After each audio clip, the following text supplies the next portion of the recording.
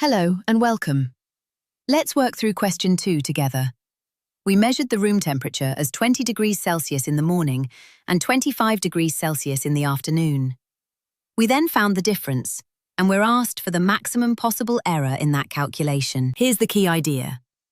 Each temperature is measured to the nearest whole degree. That means the true value could be anywhere within half a degree of the reading. So every measurement carries an absolute error of plus or minus 0.5 degrees.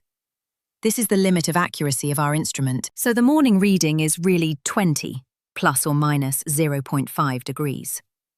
And the afternoon reading is 25, plus or minus 0.5 degrees.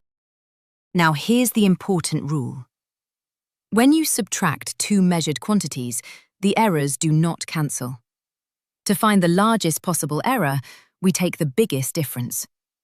That happens when one reading is at its highest and the other at its lowest, so the two errors add together. The difference itself is 25 minus 20, which is 5 degrees Celsius, and the maximum possible error is 0.5 plus 0.5, which gives 1 degree Celsius. So the difference is 5 plus or minus 1 degree. So our answer is a maximum possible error of 1 degree Celsius. Well done. That's question 2 complete.